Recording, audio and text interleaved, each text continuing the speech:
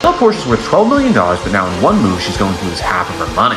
How this happened was Bella revealed she was secretly married to her boyfriend Tyler for the last 3 years. Imagine this frickin' roller coaster that this dude is on. His wife just gets astronomically famous on TikTok and all other social media just from lip-syncing videos and doing weird faces like that. Then she gets into the music industry, cheats on him with Tyga multiple times. So that's all devastating. And then, she wants a divorce and everything, but she didn't sign a prenup, and state law in California is 50-50 if there's no prenup. So this dude went from a normal marriage to his girlfriend being like an internet superstar to her cheating on him, and then now he's got like $6 million that he could get in the bank.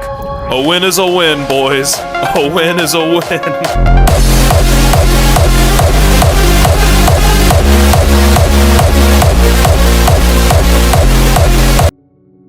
As we applaud the win of that young man, I also need us to remember that this type of situation happens like 1% of the time. I'm talking about the situation where a man gets alimony after a divorce. Most times, it's the husband that pays alimony because he always earns more than the wife. Back to that video. Remove social media, and the rate at which women cheat will reduce. Women cheat a lot. I don't know. Maybe it makes them feel wanted. Because you're now a superstar, you think you deserve more than you already have. You cheated on your man with Chad, then you tried to take the easy way out by divorcing him to take him out of the picture. Now you're 6 million short. Good for you. Hypergamy is in a woman's DNA. A few women just know how to stay content with what they have. Women are like bank vaults they're into, If a guy cracks the right code, with lots of zeros, they'll open right up. No loyalty, no consideration. They'll use you, cheat on you with your bestie bro, or even your dad, and then ditch you for someone with more cash, taking 85% of everything without blinking. The funny thing is, they don't realize until it's too late that their monkey branching can only take them so far before they come crashing down. Sure, there are still gold diggers out there, but hopefully more women are waking up to the fact that it's a bad deal. They're trading their youth and looks, which fade over time, for the guy's money, which usually grows. You're not getting married. You're being bought like a shiny new ride. As you age and his worth increases, he realizes there are better options out there, and you get tossed aside. Your main value has been used up or seriously diminished, so you slide down the social ladder while he climbs up. Maybe you had a couple of kids during the marriage, but now you're a single mom, relying on child support, and still dependent on him. Rinse and repeat until you're a 50-year-old waitress at a truck stop, with aches and pains from all those jobs, living in a rented trailer, hoping to catch the attention of a trucker named Earl, who eats loudly and rarely showers, but owns his own rig. When a girl finds a compatible partner, hypergamy is like when she keeps her options open to find an even better guy who values her more. She might even monkey branch to someone who seems more high value while she's still with you. It's like her inner voice always tells her she can do better, so she's always on the lookout for a hotter catch. And honestly, it's just her nature, so don't be surprised. But does she constantly keep an eye out 24/7 for a better dude than you? Nah, that's not the whole story. If you have your act together, she respects you, and she knows you have other options, she'll stick around. It's all about having your own goals and ambitions, and not making her the center of your universe.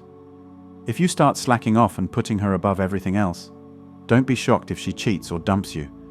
She wants to be with a guy who's got his stuff together. The biggest mistake most guys make, and I learned it the hard way too, is that as you get closer to a girl and spend more time with her, you start losing your confidence and becoming more vulnerable. Being too open with your emotions is the worst thing you can do. The best advice I ever got was from this older player who said that girls have been taught to believe that guys are strong, emotionless beings. A lot of people think that once a woman gets married, she'll just submit to her husband forever. But let's be real, girls know how to play the game too, especially after having their fun in college. They prey on the nice guys who worked hard and think that money will attract women like bees to honey. Little do these guys know, she's just looking for a retirement plan. So they tie the knot. But deep down, she wishes her husband was as exciting as her ex. But she didn't marry the bad boy because he wasn't reliable, rich, or she cared too much about what others would think. So she settles for the boring, nice guy who pays all her bills, but she doesn't really desire him. Now, there are a bunch of women who think they deserve the top 1% of men just because they're beautiful. These simps worship them like crazy. But truth be told, many of these women lack real femininity, character, and respect for men. All they bring to the table is their looks, nothing more. It all boils down to two things: money and clout, which the beta dudes bring, and the roller coaster of emotions and drama, which the alpha dudes bring. Girls can't stand a guy who offers them nothing valuable. They're not feeling most dudes because, except for the top 1%, 99% of them don't bring anything to the table. The truth is, there will always be a better dude with more wealth, status, and looks. There will always be a guy who's got it better than you, no matter how much you hustle. But that doesn't mean you stop leveling up. The day you stop improving yourself is the day you're out of the game. Right now, you're her best option. But she'll bounce the moment a higher value dude steps up, or if you start slipping. Here's the deal. Hypergamy doesn't give a damn about your squad or the things you've done for her. She'll bounce as soon as she finds someone more valuable, because it's in her nature to mate with the top dog. That's when the brutal red pill truth slaps you in the face, and as hard as it may hit, you gotta accept the harsh reality. No matter how long you've been with her, you gotta understand that her biology is all about hypergamy. Stay emotionally strong and confident. Never show vulnerability to a girl. Stay focused on your goals, and don't make her your top priority. Be stoic, and realize that she's never really yours. You're just up next if you play your cards right. And even if you do everything right, she might still dump you or cheat on you. It's a tough pill to swallow, but that's the game. Okay, this video is going to be more of like a rant and just like probably a little bit TMI, but my divorce girlies are going to know what I'm talking about. So when I was married for 13 years, and I like 100% supported my ex-husband in like the startup of his business. Like, I created his LLC. I did all of these things. I pushed him to go to his taxidermy school. I made sure that he had a business. I picked the start date. I made the Facebook page. I did all of the things for him. And in the background, I was building my own business and working full time. Fast forward several years later, and we decided to get a divorce. Things just didn't work out. The why doesn't matter, but what does matter, and what I'm really struggling with right now, and I'm sure that I'm not alone, is that I was the breadwinner, right? He was a small business owner, so tax returns, write-offs, all the things.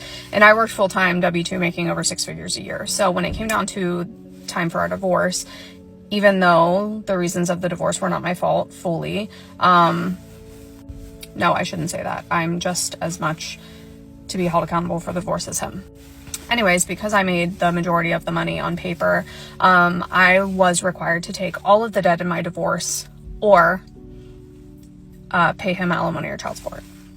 And quite frankly, you got me f***ed up, because I ain't no motherfucker. So I willingly took all of the debt, and 100% am supposed to pay for all of the kids' activities and all of the things, which I do. And like literally everybody in my life told me not to do that. And I thought, it's fine, I've got it, I'll be able to handle it. Everything's fine, I'm gonna be able to do it. And here we are, like 2 years out, and I'm literally drowning. I quit my job to take my business full-time last year, and it was really didn't really want to quit. I really wasn't financially ready to quit, but I had missed so much work because my oldest son had, been hospitalized for his mental health a couple times, and then my daughter with her diabetes, and I was a sales commission job, so my customer service score was dropping. So it was like a mutually agreeable, like, okay, we're gonna see you later type deal with my full-time job. And I am just like, I'm drowning in debt. And like, I get calls every single day, like, hey, you owe us this money, and hey, you owe us this money. And I'm like literally just trying to pay my rent. And I'm not asking for anything unless you like want to join my coaching programs. Like, that would be great. But like, I'm not asking for you to like Venmo me money. I'm venting because I'm so frustrated, because it's like, life's not fair. And I know that, and I'm not gonna like sit in victim mentality, but like, it should not be this hard to live in this country. And I'm drowning, and I'm not the only one, and I gotta go to my daughter's basketball tournament. Okay, bye. That's all for today on Manhood. Don't forget to smash the like and subscribe buttons, and also click on the notification bell to be the first to know when I drop a new video. If you find value in my videos, you can show your support through PayPal or Cash App. The links are in the description. See you next time. Cheers!